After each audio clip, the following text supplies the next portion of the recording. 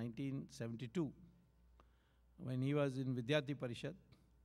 And the first public meeting I addressed in Gujarat was organized by him when I came to address on what I called as the Swadeshi plan for India.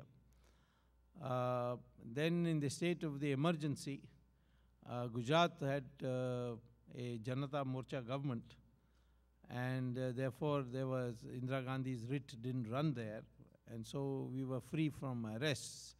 So very often when I got tired going around the country underground, I would go to Gujarat. So the RSS had designated Modi to look after me. So whenever I came by train, he would be there at the station to pick me up.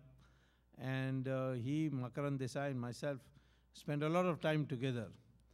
So I've known him for a long time, but the friendship was re-established recently when he invited me for breakfast in Gandhinagar, and subsequently I've met in Delhi. And now in this September, I am going to address meetings at 5 places in Gujarat in his support, and therefore I hope that answers your question. I don't think this such a long friendship can change overnight. Of course, I know that the Congress is targeting him, and but there's nothing very much they can do. The question would be about 2014 or 2013, whenever the elections comes. They may come earlier. There is a question of strategy. There are some people like myself who think that corruption and Hindutva are two issues on which the election should be fought. And as far as NDA is concerned, you should tell JDU, tell us how many seats you want to fight, and we give it to them, and he said, you run it on your ideological basis. And the rest of the NDA, that is Janata Party, which is mine, Akali Dal, Shiv Sena, and Republican, and BJP, they're the remaining 5. They will fight together on this, because Akali Dal and Shiv Sena have no difficulty on Hindutva. And I think we should start tell people that this is the time for us to unite. The Hindus are under siege. The Hindus are under attack. Hindus will have to face a major problem when Taliban comes to power in Pakistan. And I think if we do that, probably you will get absolute majority, according to me. But that risk has to be taken. But there are other people who say, no, those days are gone. Now we must fight as NDA, and we must make common minimum program, etc. Modi is unlikely to be the choice of a coalition. Modi's best chance is if we get absolute majority. So it will ultimately depend on the strategy that is adopted at the time of the election. Thank you, Dr. Swamy. I'm Dr. Shaladia. I wanted to share a couple of thoughts with you, and probably you can educate me a little, please. The first thing is Nehru Pandit has left 3 legacy. First one was the Kashmir issue, China invasion with Mr. Menon. And the third one, in his first cabinet, there was a Kidwai who had, I think, was heavily involved in corruption, probably 1.5 crore rupees then. The guy didn't do anything. And then comes his grandson, what he did. So I was wondering that his statues and other things could be removed from India after whenever the situation comes right. Other thing is, these 2 people are totally outside of country. Mr. Manmohan Singh was born in Pakistan. Sonia Gandhi was born in Italy. Then you have, I don't know, Wishy-Washy, this guy from the BJP was born in Karachi. So the point is that these outsiders are running the country, and they are the ones who are making whatever the situation is going on at this particular time. And another thing is, there is a Azim Premji.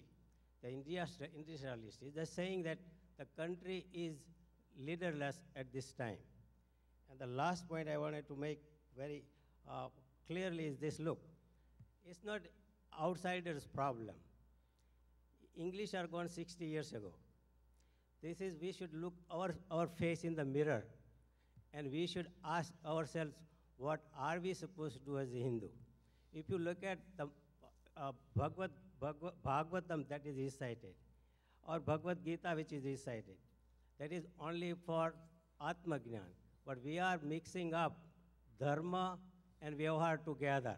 So Hindus are very good at mixing up dharma and vyavahar. So please kindly see that the question is this: in this particular situation, what Hindus has to be doing? You see, you have 7-8 days, the guy is talking, thousands of people are listening. The guy is so fat. He just keeps talking and talking. All the scriptures are question and answer. It is not just one person is talking. So the question is very simple, that for us, what would be the suggestion that you tell these people who are reciting Bhagavad and other things by themselves for 7 days and not coming to the point of Atmagnan, Dharma, and Vyavahar? Unless that happens, these people are not going to wake up. There is no way they can wake up. Well, I would make one request. Whosoever want to ask question, let it be one question, very brief, so that other people can take part in the question. Sir. Well, this questioner didn't ask me any questions at all. He just made suggestions. So I mean, these are all very interesting suggestions he has made. So I'll think about it, but there's nothing for me to reply to a question just now. Mr. Swamy, last year I went to China as part of my executive MBA trip, and what I saw there is a lot of non-resident Chinese who may be American nationals went back and started companies and providing a lot of employment, even creating green technologies to reduce their oil dependence. If we want to do, a lot of us, we don't have big money, maybe it's barely life savings $100,000, like 50 lakh rupees, want to come back and start a company, and we are worried, first, the cost of commercial real estate itself will burn that. Second, there would be corruption. With meager savings, we have ideas we cannot implement because hiring an engineer itself will cost $100,000. There, I mean, in Bhopal, there's 74 engineering college, you can hire one guy in 5,000 rupees. That's workable, but the things that scares us, and we don't know if there's a way or something you guys can do, is create opportunities for sea turtles of Indian origins to come back. Well, it's a suggestion. I think I went back and nobody even gave me a red carpet to come back. You come back and fight and be a new person there. I don't think we want people who are brought and looked after. We want people who will come as pioneers. I mean, when the West was opened in the United States, there was no red carpet laid. People went and did it. So you come, fight it, let there be corruption, fight corruption. You find land is very expensive, don't go to Bombay, go to Chhattisgarh. You know, it's not the whole of India is expensive.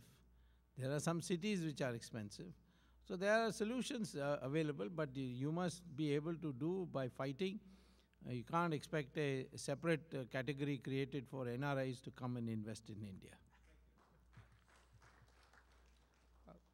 Dr. Swamy, there are still 7 questions in this. People haven't picked their receipt, but a lot of notes in this are mostly thank you for the great work, and relationship to Modi was answered by you already, and a few others. I just wanted to thank you about the Ram Setu work you had done. Thanks from bottom of my heart.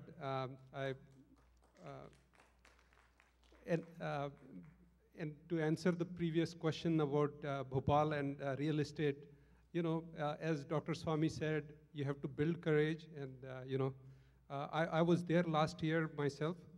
My question is, My question is, I think we can fight corruption by implementing technology, and there are several thoughts which I'll email you, and I'll get a feedback. Thanks. Yeah. Yeah. Only question, if you have a valid, quick question. Yeah.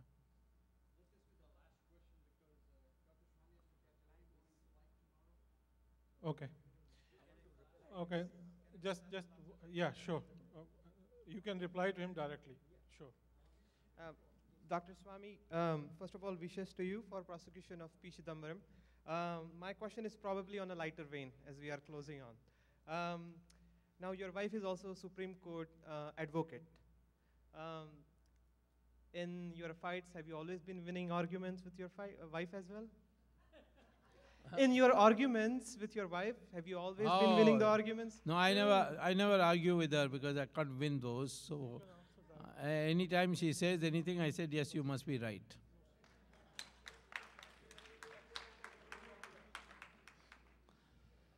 Thank you very much. And she's a girl from Gujarat, so she's quite fierce. These Gujarati women are very tough.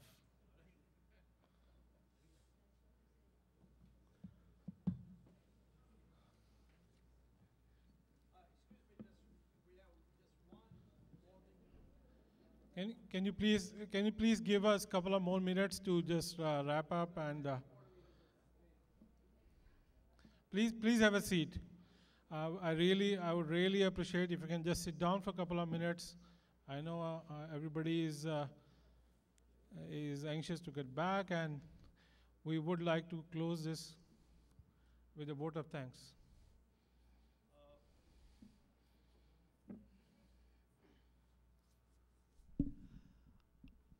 This I should have done much earlier, but I want to do it now. The Hindu Mahasabha has decided to award Dr. Swamy the title of Dharma Veer.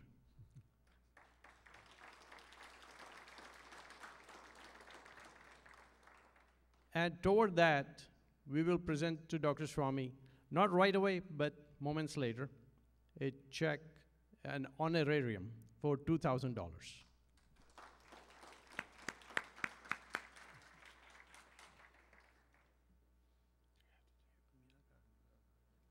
me see.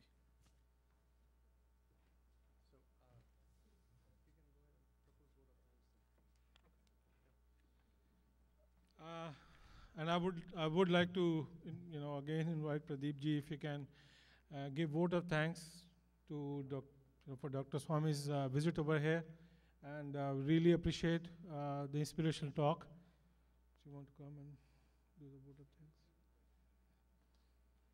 Yes, I think I already had proposed vote of thanks, especially again, we are very, very grateful to VPSS. They have done remarkable, and especially Rashesh Bhai and Mr. Ramesh Parikh. We are very grateful to them, and many others at VPSS. And of course, we thank Dr. Swamy for traveling here and taking his valuable time and to be amongst us and to educate us. Thank you, Dr. Swamy.